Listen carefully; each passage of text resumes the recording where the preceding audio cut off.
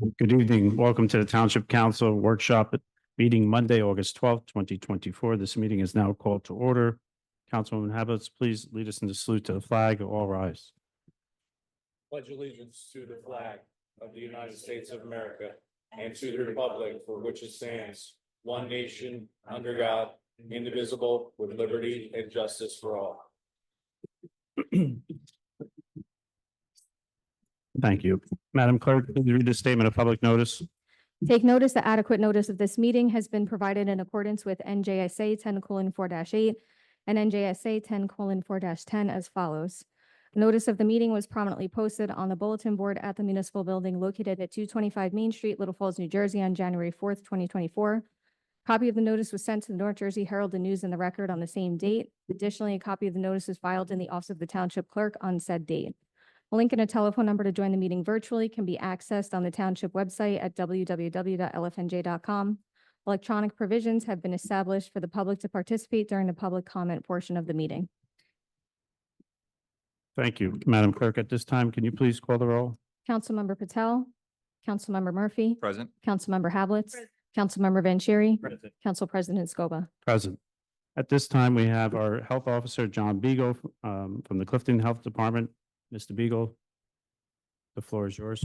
Yes. You can.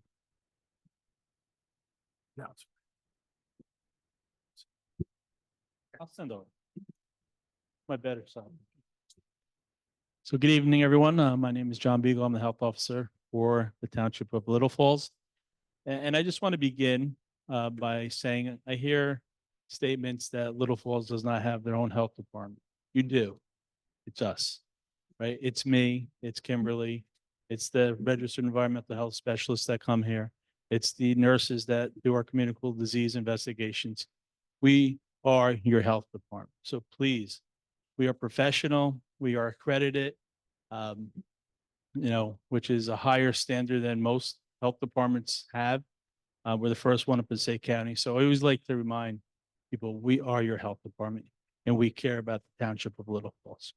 A few things I just want to mention. We did have a positive West Nile virus case in Little Falls. And for those of you that don't know what West Nile is, it's a virus that is transmitted from a mosquito, from an infected bird, and then the mosquito will bite the human and transfer that West Nile. For the most part, almost all the time, it's not transferable from person to person. It's kind of ended there. The only way it can go person to person is through blood tests and via the other, some very infrequent ways.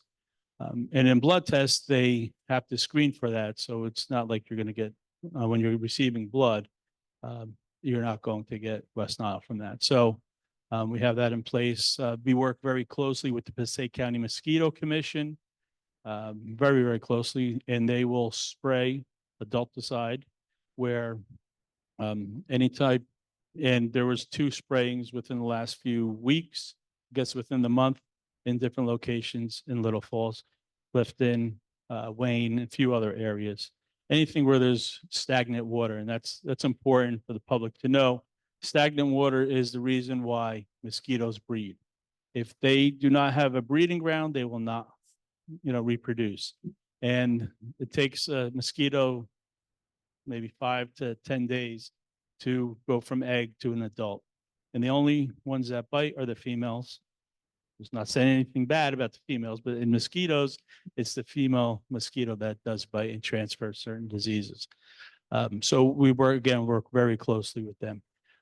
Also, I know you're probably on the news, you heard about Listeria. Listeria is a bacteria that is found a lot of times in cold cuts. That's why we tell individuals that are females that are pregnant not to eat cold cuts, because Listeria can't survive in refrigerator temperatures. Usually with bacteria, once it's under 41 degrees, the bacteria will slow down tremendously. With Listeria, it grows fine and keeps multiplying. So there was a boar's head. We've been working with boar's head, and anybody that would have boar's head deli meats, they would we reached out to them and, told them they have to take certain products off, and Boar's Head themselves is a really good company. They came out and went to the stores and already removed it. It's not every Boar's Head product. So if you do see Boar's Head product, that doesn't mean it has Listeria. If you have any concerns about that, you can contact the health department though. Okay. At this time, I'm going to turn it over to Kimberly Finkler. She's one of our health educators, and she's just going to go over some of our communication guidance. Hi, everyone. So I'm one of the health educators with the Clifton Health Department, and my team and I, one of our jobs is making sure that we have open communication with Little Falls and its residents. So every week we make sure to send our respiratory and COVID reports to Mayor Damiano and Councilwoman Patel. And we make sure to drop off flyers at our recreation, our civic center, and here in town hall. You can always see right in the front that there's some flyers there, and you can always call our number on it to ask questions. We are going to create a Little Falls Health Department Facebook. So right now we have our Clifton Health Department Instagram and Facebook, where a lot of Little Falls residents are getting their information right now. But so we're gonna create a Little Falls Health Department page so residents know where to find all the upcoming events that we have. And we're also looking to get a digital signboard. So at Clifton City Hall, there's a signboard that posts updates for residents so they know what's going on in the city every week. So we're hoping that Little Falls can also have that advantage too. And then one thing that we just recently created was our podcast. So that's a new way for people to get information. And we're hoping that Mayor Damiano will be on it as a featured guest. And you can always go on to that. We have it on all different platforms, and we do updates like animal control, anything with health inspections and things like that. And then we also have some upcoming events. I have some of the flyers here. So on August 19th, we have a men's mental health screening, which is open to Little Falls residents. That's going to be from 10 a.m. to 12 p.m. On August 20th and August 27th, we have a children's immunization clinic, and that's for school-age children. That's for ages 2 months to 18 years. We have on September 26, 2024, at 10:30, we have Understanding Memory Loss. That's going to be at the Little Falls Civic Center. And then some upcoming events at our satellite office, which is located in Clifton, is at 207 Parker Ave. We have on August 13th, which is tomorrow, and August 16th, we partner with EdgeNJ to do free HIV testing. On August 23rd, from 1 to 3, we have a mental health screening. And then October 10th, from 9:30 to 10:30, we have a free eye screening, which is open to residents. And there you'd get a free eye exam and also free glasses if needed.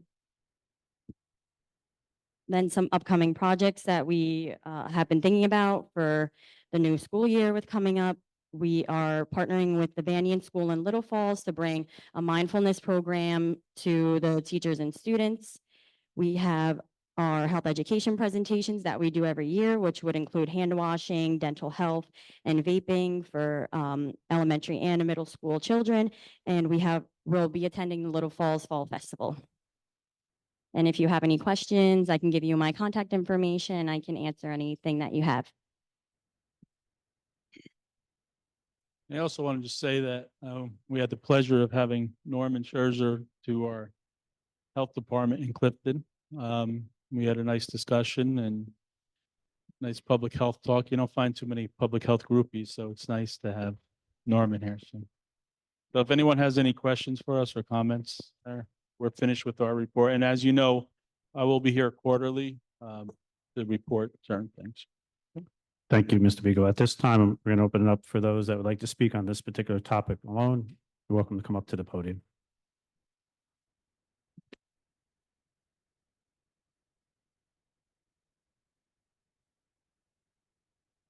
Thank you. My name is Norman Scherzer. I live on Birch Road in Little Falls, lived there for a long time. And I think most of you know I have a fairly extensive background in public health. A couple of good news items I want to make comments on, a little bit out of public health topic. One, I just heard that Little Falls is one of the 10 safest cities in the state. Chief, thanks. Really appreciate it. You don't get good news like this all the time, so it's nice to hear. Second, I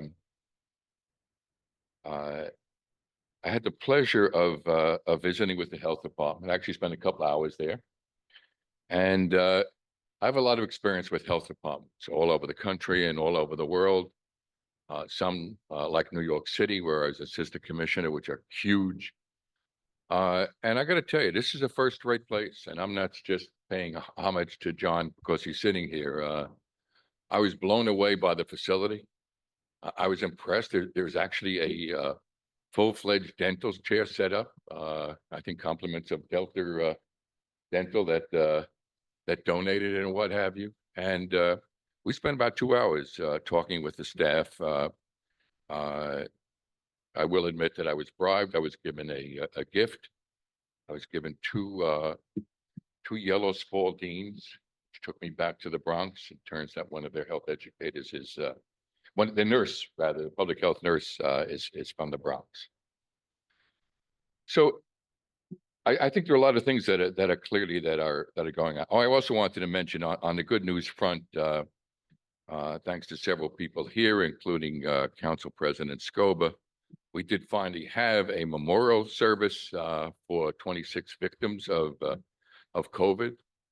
The health department came and put up a temporary site with flags. I understand that Scoba is going to come up with a more permanent memorial in the future. And thanks to the mayor and everybody, I think it was the right thing to do, to acknowledge people who have lost. I have some comments going ahead for how can we make things a little bit better. And I want to talk a little bit about public health in Little Falls. And the first thing I want to do is to talk about the fact that a lot of time the communications that come from the Clifton Health Department to the administration of Little Falls may not reach the residents. They put on an incredible number of events. You announced a few of them just a few minutes ago. And I think that we would agree that we are seriously unrepresented in these events, and that a lot more people could take advantage of them if they knew about them. And I'll talk a little bit about how I think we can improve communications in a moment or so. I think that there are several areas where we can strengthen. I always want to be cognizant when I talk that I'm not here to criticize. I'm here to see if we can find a better way to strengthen public health in Little Falls, to take advantage of the events that the Clifton Health Department puts on, and I have a couple of thoughts about how we might go ahead in doing it. I have a bottom line in public health. My bottom line is, people die for all kinds of reasons, but nobody should have to die from a disease that's preventable. And if we can provide people with information and education that help them to avoid becoming sick, to help them avoid dying, that's a wonderful thing to do. So I have a couple of suggestions for us. In fact, I have 3 suggestions going forward to strengthen public health in Little Falls. And let me just list the 3. I took a course once that said if you can give a presentation, don't make any more than 3 suggestions, because people will just simply tone you out at that point in time. My first suggestion is I'd like to see the Township of Little Falls declare public health to be a priority. A simple declaration. We declare that public health is a Little Falls priority. The second suggestion I have is that I think that we need to come up with a better workable communication system for making sure that citizens of Little Falls get the information that they need to hear. It's fine to announce them at this meeting, but if you look around, there aren't that many people here. And if you were to ask the average citizen, are you aware of this event or that event? The answer is probably not. And if you can go online, I went online today just to check and look at our website and look at the events that are listed for Little Falls. You don't see many events involving public health that are listed. But even more than that, not everybody goes on the internet. Some people rely upon getting information in a different way, and some of the most vulnerable people, including people like myself who are seniors, need to get information in a different way. By the way, my role model for information is the Damiano team. The information that you guys send out, you sent out something recently, had an American flag on one side. It presented your team. It came into my mailbox. I didn't have to go online. And that's a wonderful way of getting information in addition to listing things on the website. So I think we need a more workable, a strengthened communication plan for the township of Little Falls. I'd also like for us to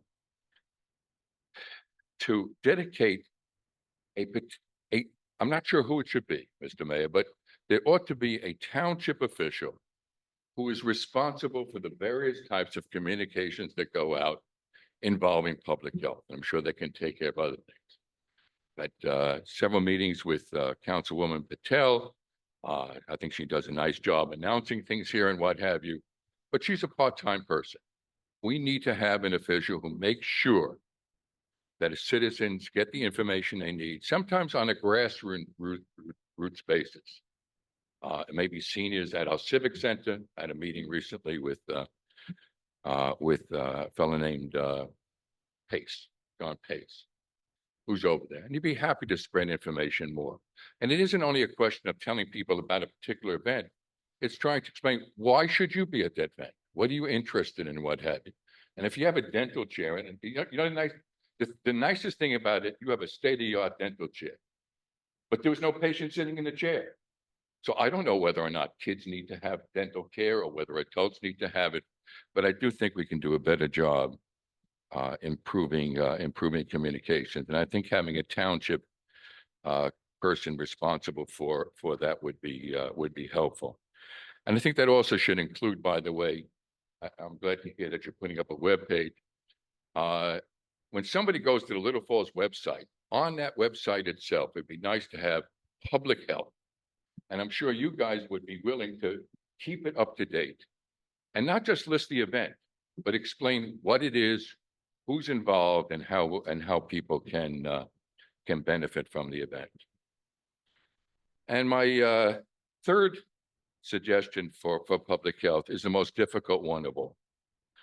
And that is, I'd like to see us undertake an evaluation of the quality of air in our public buildings, including our schools, that people breathe. Excuse me. We're dealing with a number of airborne viruses, COVID, flu, RSV. What they all have in common is the major, and I've explained this once before, the major way they spread from one person to another is when a person with a virus coughs or speaks, sometimes the virus clings to that dust particle in the air. And if there's a filtration system adequate by CDC standards that filters that dust out, it dramatically reduces the amount of viruses that people are exposed to. And it's particularly important because people are fatigued. It's going to become harder and harder to have people wear masks, distance, keep up to date with vaccines. And the nice thing about decent air filtration systems is they don't depend upon changing the behavior of people. They simply are on. They're expensive, but they're on. So what I would like the township to do, our health department to do, is to systematically evaluate each building, this one, the schools and what have you, and come out with a report. You know, how safe is the air in that particular room, in that particular building to breathe? And if it's not, what would it take to resolve it? And it may be that we don't want to because it may cost too much money, but it would be helpful. I'll give you an example of air filtration systems that struck me the most recently. A couple of months ago, I was vaccinated in a major pharmacy in Little Falls. And what was interesting about the vaccine was I was taken to a room that the pharmacy had set aside to give people vaccine. And the pharmacist came out, very nice woman, and gave me my vaccine in a room with a closed door that had absolutely no filtration system whatsoever. In fact, it had no air whatsoever. It was like a closet. So the irony of providing people with a vaccine in a room that was actually, you know, almost designed to spread a disease was particularly ironic. So I would call upon us to see if we could do something to evaluate building by building whether or not the air is safe to breathe. And I want to make one final comment about schools. I know it's always been an issue about who's responsible for the schools in Little Falls. Certainly they have their own school boards and they have their own administration. If there were an issue of fire safety in a school, we would call the fire department. And if there were an issue of safety, physical safety to people, some strange person was walking through the neighborhood or people were walking in and out of the building, we would call the police department. Well, if there's an issue of whether or not a school building is safe to breathe, or whether or not people are adequately immunized for that matter, we should be able to call the health department. And even thanks for giving me the time. Thank you very much. Thank you, Mr. Schwarzer. Your comments are will be well taken here.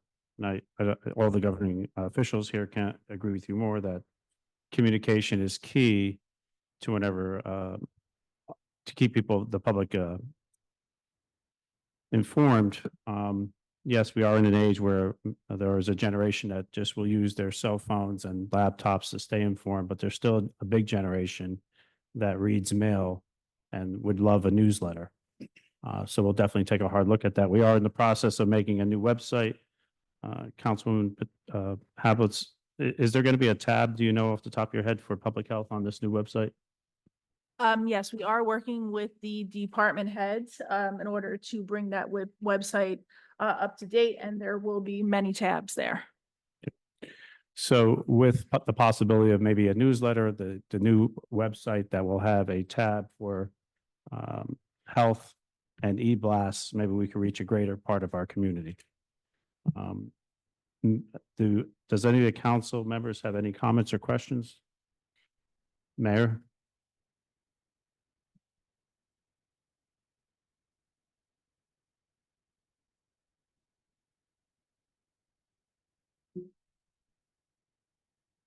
Sure.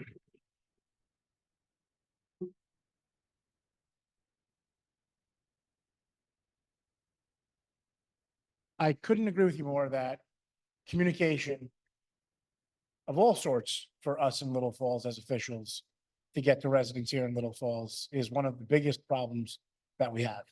Whether it be town events, emergencies, health-related issues, it is always a problem communicating with residents. And while we do our best to get out the word as quickly as possible in emergencies, oftentimes the best way to do that is social media, websites, and things of the sort.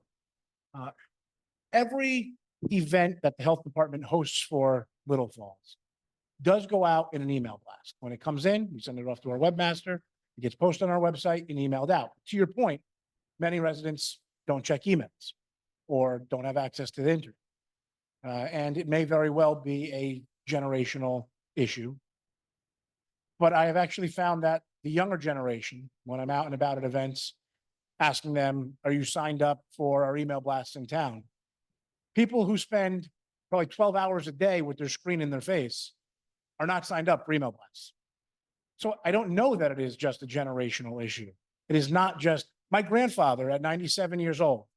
I'm willing to bet is more inclined to know more about what's happening in Little Falls because of email blasts than a lot of 25-year-olds that live in Little Falls. So finding a way to communicate at a low cost to the municipality is, I think, the challenge.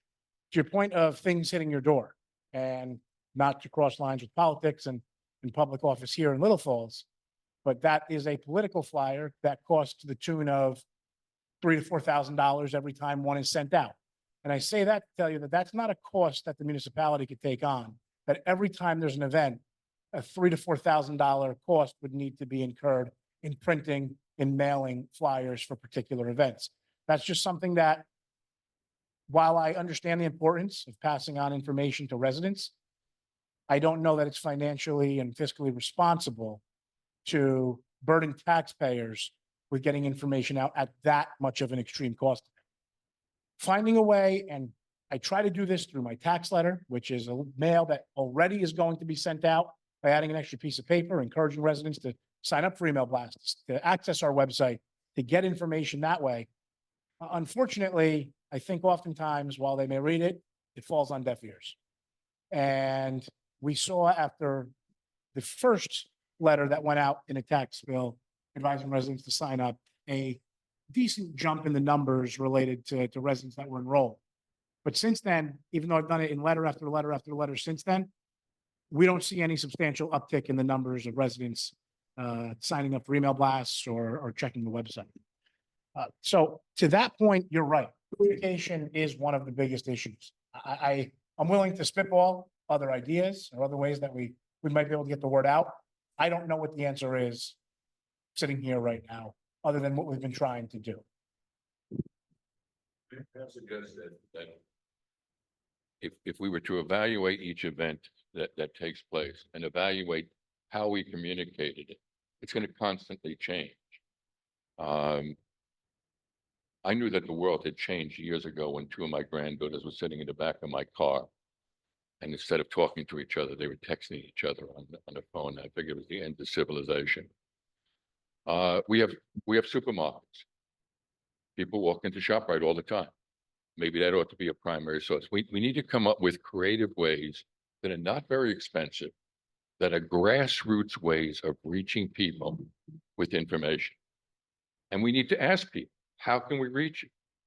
One of the reasons I'm interested in working with the schools is I think the schools might be a very good way to have a child in one of the Passaic Valley schools take something home and give it to their grandfather at home. And maybe that reaches them. So I have a whole list of things I'm not going to take up now, but I think if I knew if we had a particular person on your staff that we could begin to work with, I think we can come up with a variety of ways, and it'd be changing all the time. I know it's frustrating, to help people get information, help people understand what they were doing. And it's tough. I realize it's probably one of the toughest things that you have to deal with, but it can be done. I was just going to add that, ironically, Councilman Vanchery. yeah, we've done that too, Mr. Scherzer, with the schools. With Little Falls School 1, 2, and 3, they have what's called a Friday folder.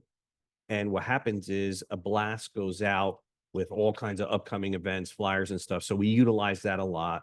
We do utilize PV as well. We reach out to the superintendent and share. It's frustrating because, believe me, when I do the Memorial Day parade, perfect example, I'll blast it out ad nauseum, put it on social media. I'll put flyers in businesses. I'll throw them to ShopRite, the library, and I'll say on Facebook, when's the Memorial Day parade? I haven't seen anything. I haven't heard anything about it. It's just people sometimes don't look or not paying attention in the right resources, but it is a challenge when it comes to communications. You have to find like that balance. And like you said, after each event, evaluating, okay, what do we do right? What do we do wrong? How can we make it better the next time? So I understand completely. Every week I get something called the Passaic Valley. There's a little newspaper comes out every Passaic Valley. The PV today as Yeah. well. Yeah. And unfortunately, like Every week in that newspaper, I see all kinds of things that took place in Little Falls. Yeah. But I don't see. So that's another opportunity. In Clifton, I They're in think there. Clifton Times Yeah. has something where the flyer is piggyback on top of something that's already going to somebody's house. There's no extra expense. But I think if I knew who the key person was, and if they knew who the key person was on the township, that maybe we could No, Do all these things and above and what have you, and I'm taking too much time. no, it's fine. Absolutely. And ironically too, with the health department activities, they do put them in the PV today. Unfortunately, they get buried. The PV today is not what it used to be. When I was in college, I wrote for them. I used to have 2 pages just myself writing stuff. Now the ShopRite circular has more pages than the PV today. It's unfortunate that that publication doesn't put the information in a good place. It's usually buried on page 12 in a little blurb. So you don't know about it because you see most of the But upfront I stuff don't in know who picture. mails that, but maybe Yeah. they'd be willing to add a flyer to their mail. And they want to, unfortunately with PV today, they'll want to charge you. They're all about making money as well. They're not going to do it for free. When they choose the content, Yeah. they don't charge you. When you try to choose the They content, charge you. there's a Yeah. cost. Yeah. That's the frustration, believe me, because trying to hit everybody is different. Like you said, social media, if I want to talk to my kids, I can text them right now. They'll respond in 2 seconds. If I call them, they won't pick up the phone. You know, if I give them a piece of paper, they're not going to look at it. So it's just trying to find that happy balance with Sure. health related items and other events throughout the year that we do. It is a challenge. And I know with Mr. Beagle and his team, they'll keep trying and get people to show up to these events because they really want to. And I know they've come to Council President Scoba has a lot of senior events. They're there at those events now too, trying to integrate them with the people that aren't on social media. So to make sure they understand. Thank you. Anyone have any comments? Anyone in the chat that would like to speak on this? Very good. We're going to move forward. Mr. Beagle, thank you for joining us. Can I have a motion to open the meeting to the public for general matters and agenda items? So moved. Moved by Councilman Vanchery, second by Councilman Murphy. All those in favor? Aye. All those opposed? Motion carries. Madam Clerk? Councilmember Murphy? Nope. Oh. That was a voice vote. Oh, sorry. To read the public. Oh, I'm sorry. It's okay. I was looking at the chat. It's okay. Anyone wishing to address the Township Council may do so through the Council President. It is preferred if you give your name and address for the record. Comments are to be limited to 3 minutes. However, if appropriate, you may be granted additional time in the sole discretion of the Council President. Members of the public who have joined the meeting virtually and desire to provide comment shall raise their virtual hand in the Zoom application. Meeting moderator will cue the members of the public that wish to provide comment, and the Council President will recognize them in order. Members of the public who have joined the meeting by calling in must press *6 to mute and unmute themselves and *9 to raise their hand. Members of the public who have joined the meeting via the Zoom application must click the reactions icon and then the raise hand icon. Once the process is complete, we will return to the regular order of business. Thank you, Madam Clerk. If anyone would like to speak on any issues on agenda items, resolutions authorizing the ROD grant or the group dental benefits or the application for cellos, you're welcome to speak.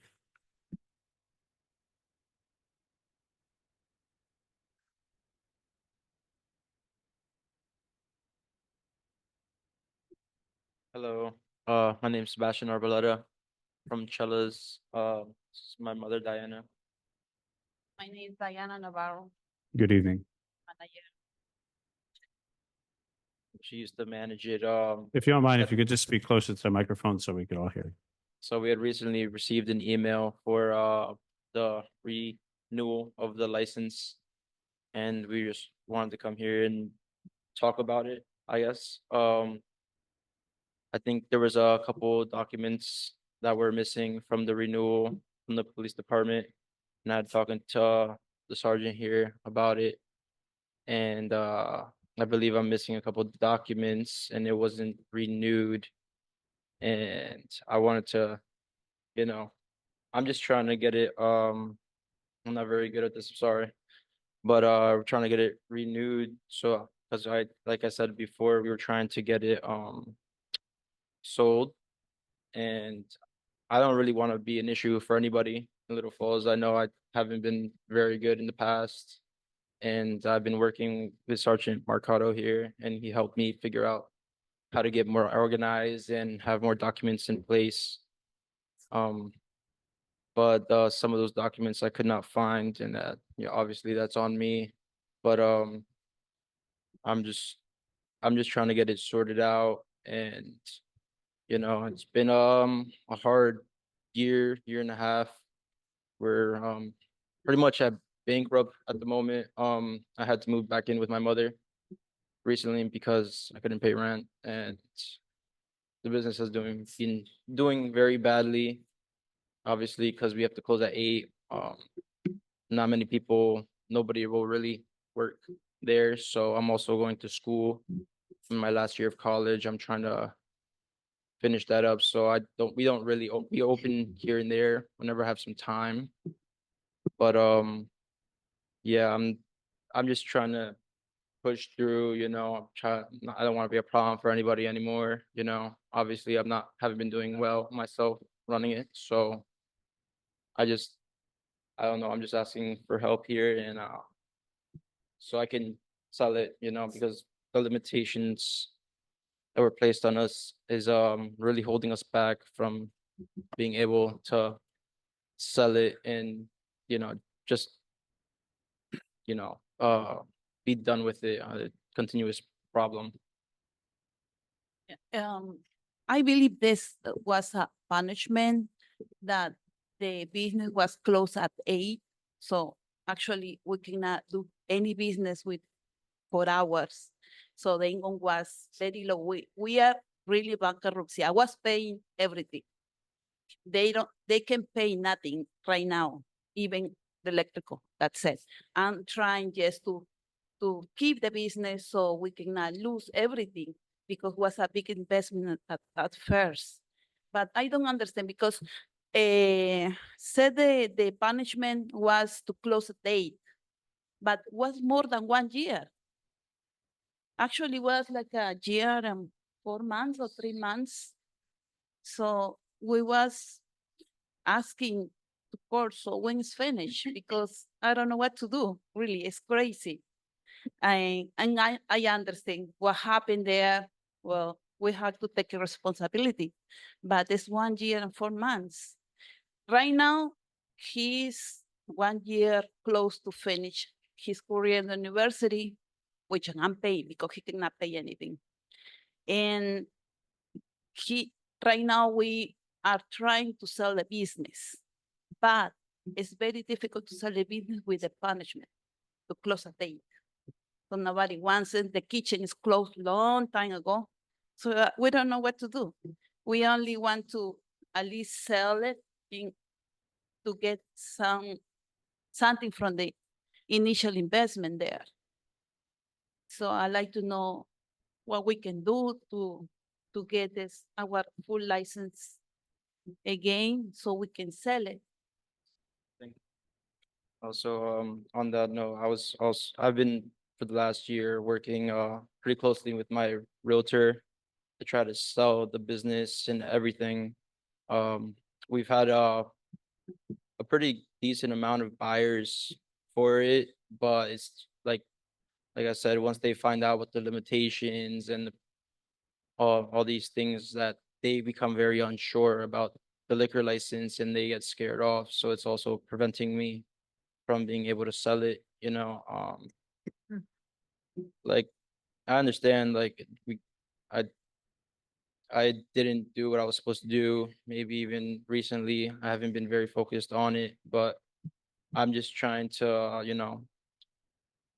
I'm just trying to be able to sell it and not cause any more trouble for Little Falls so that I can, so we can all continue with our lives and get off this topic. I just want to be able to, pay my tuition, pay for my bills, maybe not live with my mother anymore so I can finish off college and be off. But it's like a ball and chain there, really. I'm not trying to restart it or anything. I know I don't have much good faith with everybody here, and I apologize for everything that had happened. But I hope we can just find some type of path forward with all of this. Thank you. Thank you. This is not a hearing, but we appreciate your comments. We're going to be addressing it. Thank you. Is there anyone else that would like to come before? Detective Mikado, can you please bring the council up to speed of what has occurred at this establishment?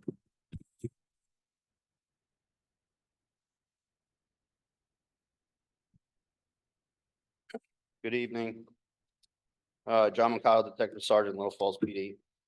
On May 30th, I conducted a investigation for alcohol license at Chella's. While I was there, first off, I don't announce that I'm coming because I would expect everybody to be prepared. with all the documents that I request. I showed up, I spoke to a bartender that was working, Daisy Jofina Imboya Medina. I requested all documentation for Chella's business. She then in turn contacted Mr. Sebastian Arbolita, who just addressed all of you.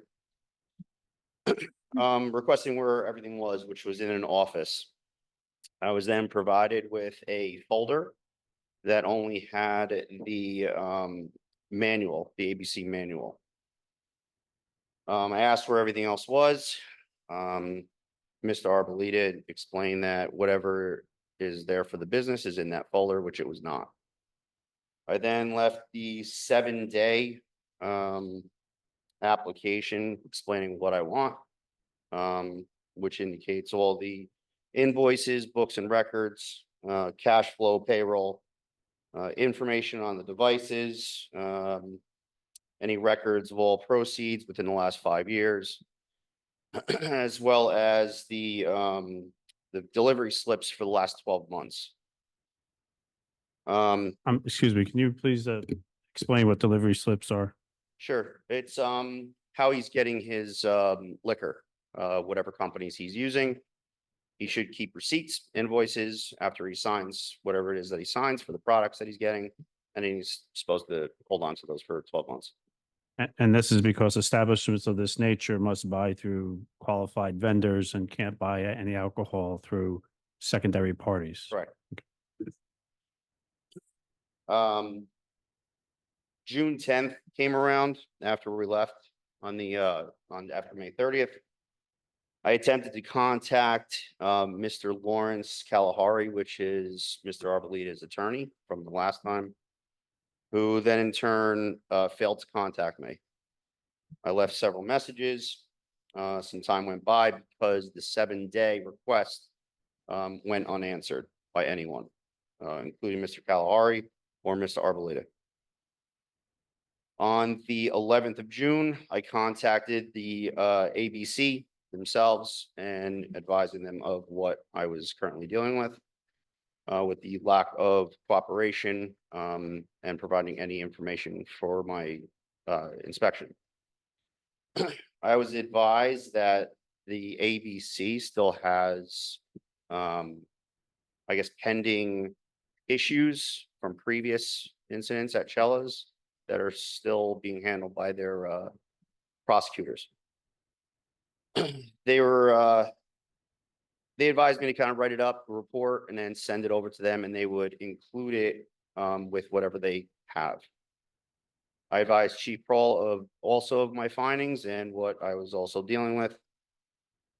Next day went by. The investigators at the ABC did forward my information over to the AP, which included everything from January of 2023, when everything's kind of started with their inspections and kind of dealing with the same lack of information, I guess you could say, and documents. June 18th came around. I spoke with the investigator at the ABC again, and they were basically everything was being heard in court for Chella's, and they were including my report as well. The list of stuff, like I said, the books of accounts, the records, the employee list, everything was kind of included with that as well. I forwarded all my information on June 21st to the chief, and then that's where it ended up. However, after that, Mr. Kalahari finally was able to get back to me. Spoke with Mr. Arbolita, who I have spoken with about approximately 3-4 times now at headquarters. Mr. Arbolita indicated that several documents were lost with a move from where he was, moving back in with his mom. He did provide me with the application itself, which is another thing that I require that needs to be on the premises at all times. He did not have it then on the 30th, which he ended up getting a copy from the township. Some of the documents he also provided me was bank statements for the business within the past year, which the money has decreased tremendously. Several documents are still not available, which includes the employee list. He was able to show me one thing that for an employee list, which only had 4 names on it. I know from previous inspections, there should be approximately a few sheets of paper, including everybody on there. Today, I did meet with Mr. Arboliti. He did come in. He was able to provide me with 2 recent purchases that he made. One was in July and another one was earlier this month, I believe on August 4th, for alcohol for the business.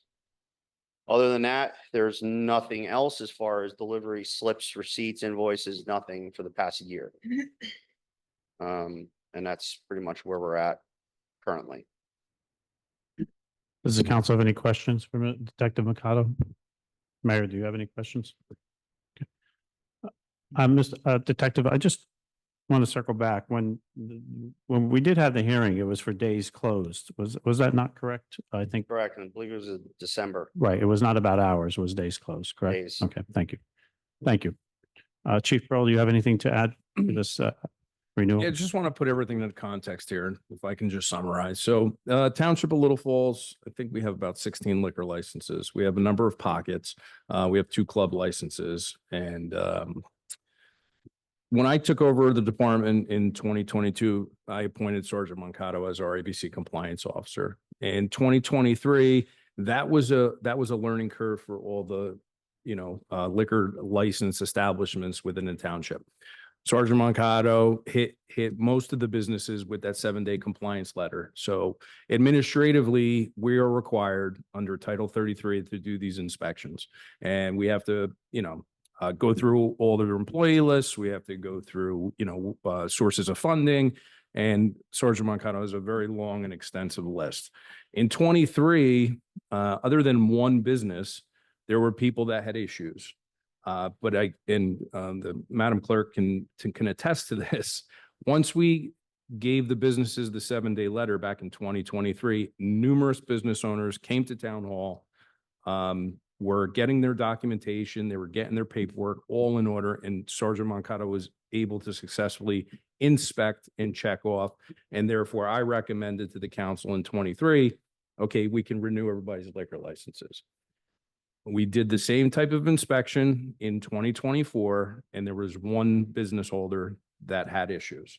There was only one business that was served with the 7-day compliance letter, correct? And that was Chella's again.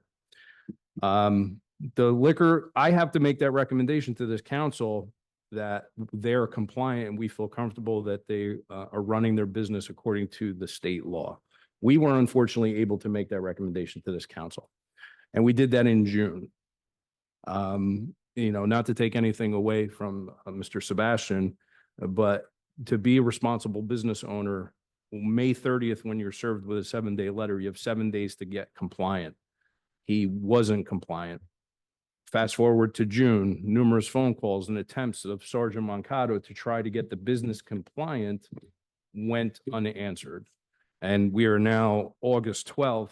I still can't make that, that I still can't attest to this council that the business of Chella's has everything that is in order and they're up to code when it comes to the state compliance. So that's just a summary of previous inspections, this current year, and that's where we are today. Thank you, Chief, for that thorough report. Does the council members have any questions or comments for the chief? Mayor, Councilman Murphy. Chief, real quick, you said out of the 16 liquor licenses that we had, 15 of them were in compliance with everything that was requested? We have a number of pocket licenses, so that's you can't get anything from them, but all the other businesses that are open, that are hanging a liquor license, they are all compliant. Yes, sir. Okay, thank you. Madam Clerk, do you have anything to add to this application? I know your office handles the renewal application process. No, I don't have anything to add, just that I'm in agreement with what the chief and Detective Sergeant Mancato said, everything. Okay, was- thank you. Does anyone else like to come before this governing body with any comments or questions with general matters or agenda items? Is there anyone in the chat room? See none. Have a motion to close the public? So moved by Councilman Murphy, second by Councilman Havelitz. This is a voice vote. All those in favor? Aye. All those opposed? Motion carries. Mayor, resolution 1, 2, and 3, please.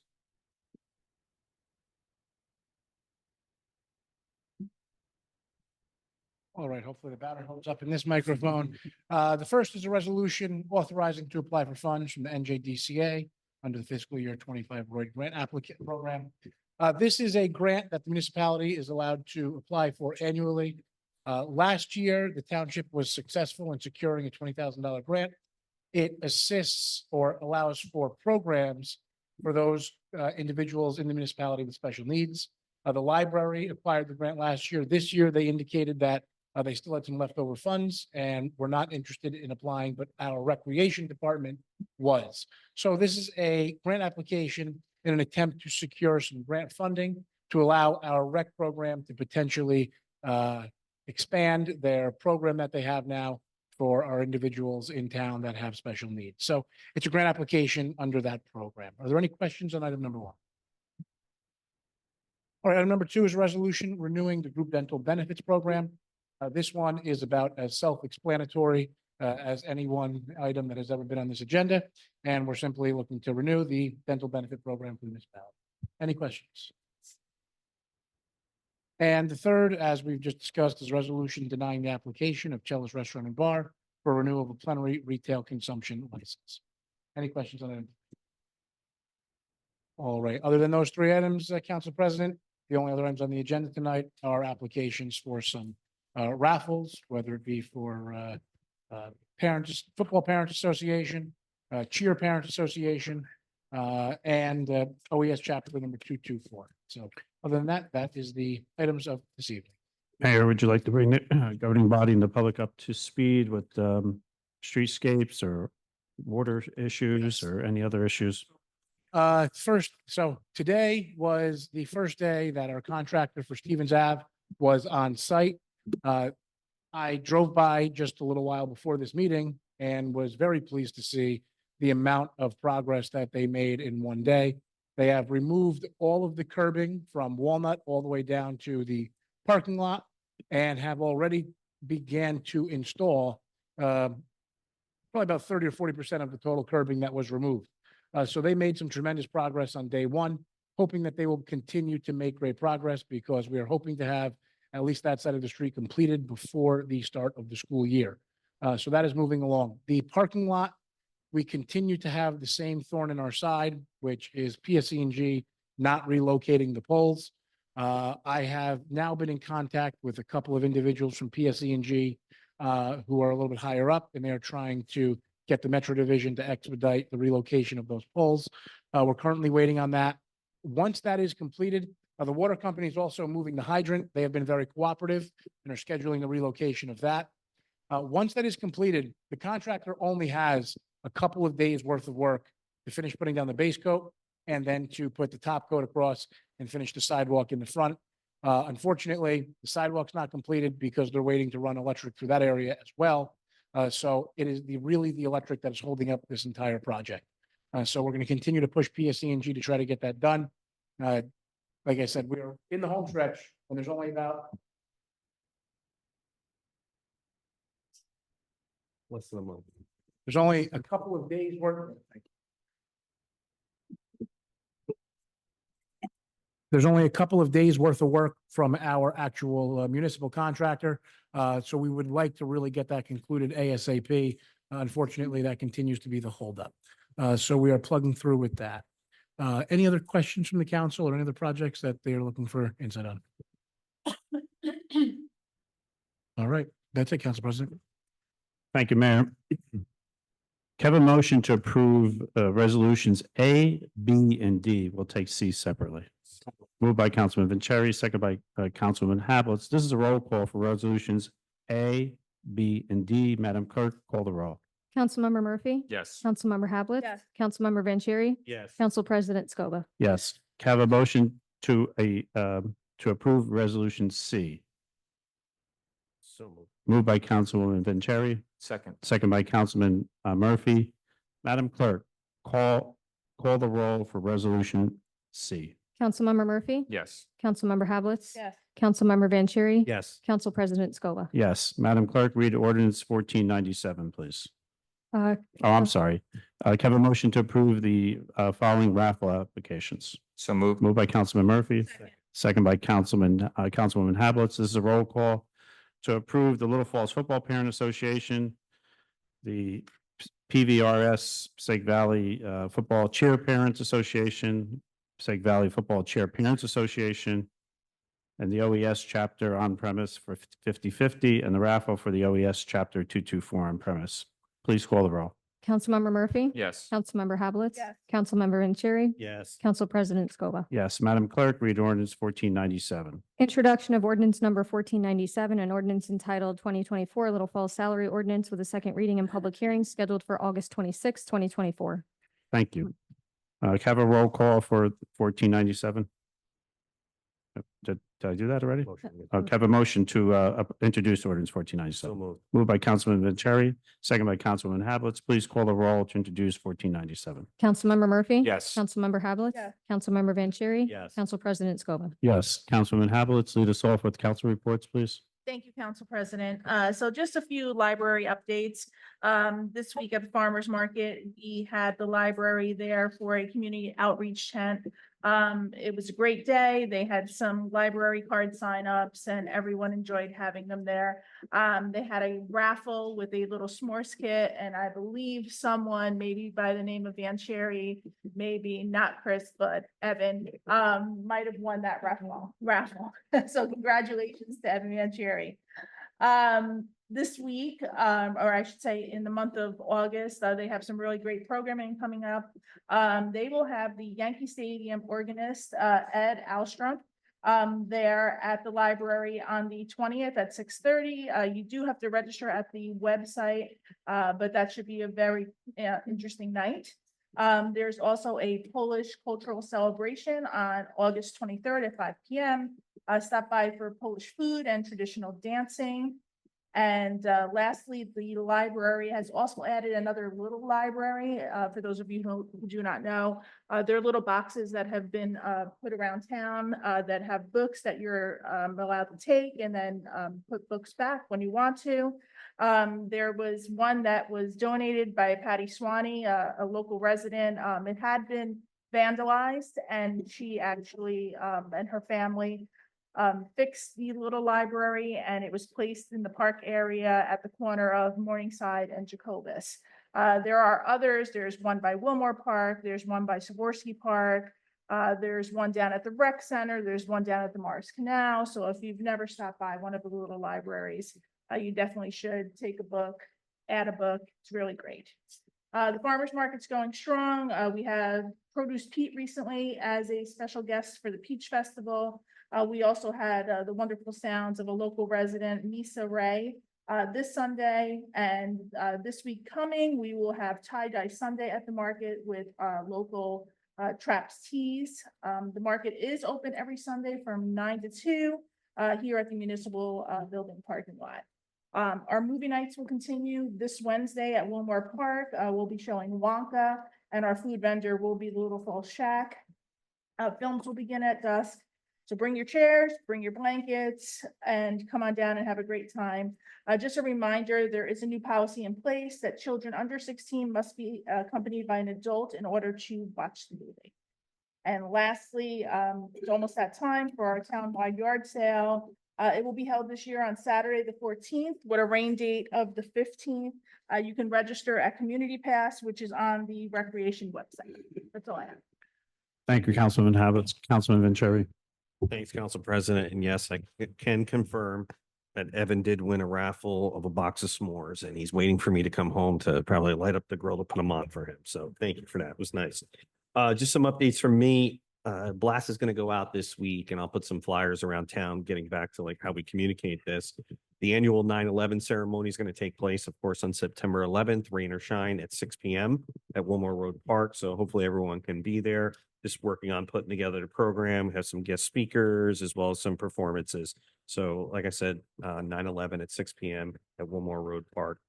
Mayor, thanks for the updates on the streetscape and of course everything that's going on with the parking lot. I'm hoping to reach out to the engineers to connect with them, just get an update on the Francisco Cedar Grove traffic light.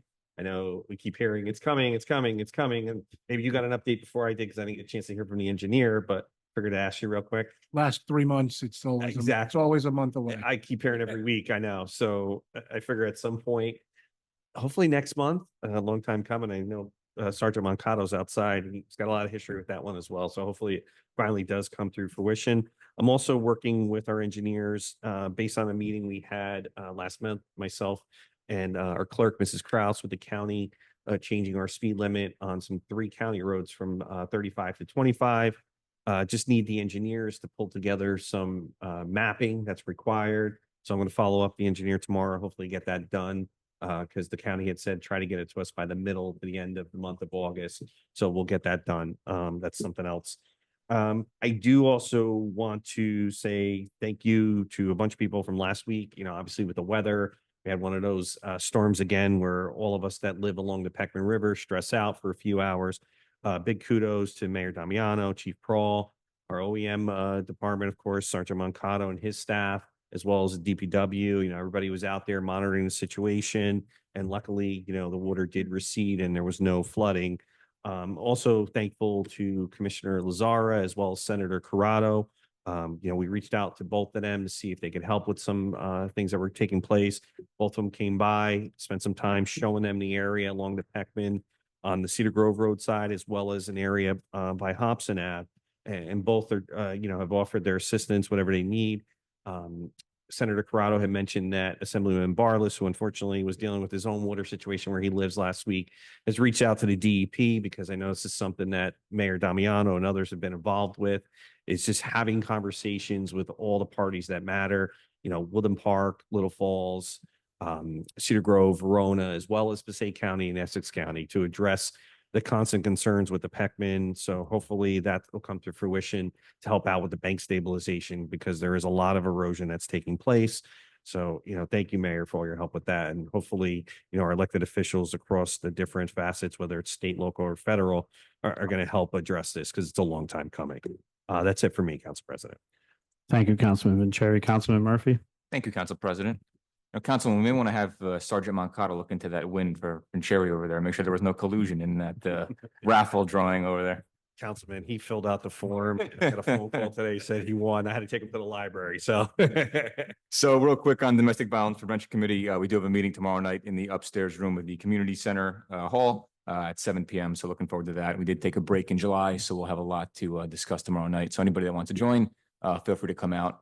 I do want to reiterate Councilman Vanchery's remarks on the OEM during this past storm. I did hear a lot of positive feedback about the Facebook updates and posts that they were sharing and former residents. So I think that was a really good thing to see that up there. I know that wasn't something that was really done in the past. It was nice to see that. So just kudos to them on giving those updates and giving the information that resonate, the information that they need. So that's all I have, Council President. Thank you. Thank you, Councilman Murphy. Chief Pro.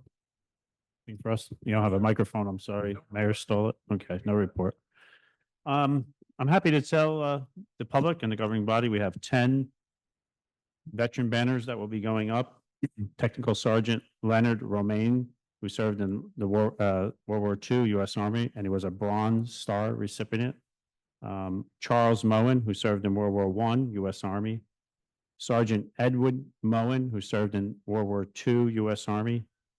John Moen, who served in World War II U.S. Navy. Charles Moen, who served in World War II U.S. Army.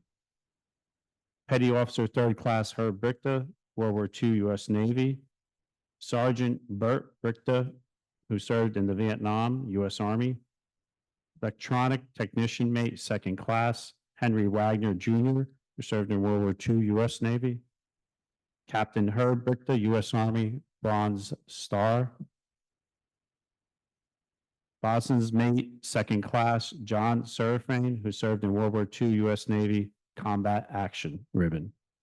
I think I've talked about this before, where we're hoping to be able to have individuals scan the banners and get a bio of each veteran. And I just kind of thought of it tonight. It'd be a great Eagle Scout project. So hopefully those that are listening maybe could spread that word, and we'll have a scout who wants to obtain their Eagle Scout and contact me. Can I have a motion to open the meeting to the public for agenda items? So moved. Moved by Councilman Murphy, second by Councilman Vanchery. Madam Clerk? Anyone wishing to address the Township Council may do so through the Council President. It is preferred if you give your name and address for the record. Comments are to be limited to 3 minutes. However, if appropriate, you may be granted additional time in the sole discretion of the Council President. Members of the public who have joined the meeting virtually and desire to provide comment shall raise their virtual hand in the Zoom application. The meeting moderator will cue the members of the public that wish to provide comment, and the Council President will recognize them in order. Members of the public who have joined the meeting by calling in must press *6 to mute and unmute themselves and *9 to raise their hand. Members of the public who have joined the meeting via the Zoom application must click the reactions icon and then the raise hand icon. Once the process is complete, we will return to the regular order of business. Thank you. Anyone in the chat that'd like to speak this evening? Mr. Bedry, you're here. Would you like to come and approach the podium, even though it's not agenda items? Okay, go ahead. A nice item as well. Hi, everyone, John Bettery. I participated in a meeting at the county regarding their committee. I think it was the kickoff meeting for the 2026. This is for the 250th anniversary of the country. And they want Little Falls to take an active role in that, particularly the Historical Society. And one of the things that came out of that meeting is something that we've endeavored to do. We just never had the funds to do it, which is we drive around a lot of towns all over North Jersey, all over the country, and there are these beautiful bronze historical markers. You know, we have one of the oldest houses in the whole state of New Jersey, the Spear House on Upper Mountain Ave, that is 1680. It's on the National Register, the State Register, no marker. The Mill, no marker. Some of the brownstone homes, no marker. So there is funding available now. So we'd like to present to the board, maybe at an upcoming council meeting, our plans for the 5 properties that the Historic Preservation Commission has selected. And we'd like the township's permission to proceed with that. And I know the mayor and council will like this with no cost to the township. But each one is about, I think, $3,500. So just to reiterate, this bronze marker is something on a pole, is on a pole generally. If I've seen them at other historical houses and talks about the house, yeah, they're pretty expensive. They put a Yeah. new one there Right. by the old Walker's Hardware. So they're very elegant, they're discreet, and it gives the opportunity to describe to people that come to the town, where these historical landmarks are. Terrific. Any questions regarding that? I was gonna say, once Councilman Vanchery? once you have it in place, as the website's getting an update, maybe it's to kind of listing that on the site and as a page as well, so that people know when they check out Little Falls, see some of the images, maybe it'd be nice to highlight. Yeah, that would be great. Yeah. Thank you for that good news, Mr. Vedder. Thank you, everyone. Can I have a motion to close the public comment? Moved by Councilman Vanchery, second by Councilwoman Havelitz. All those in favor? Aye. All those opposed, motion carries. Thank you to Mr. Controne, Mrs. DiPiero, and Madam Clerk for assisting me in putting this meeting together. Can I have a motion to adjourn this meeting? So moved. Moved by Councilman Murphy, second by Councilman Vanchery. All those in favor? Aye. All those opposed, this meeting is now closed.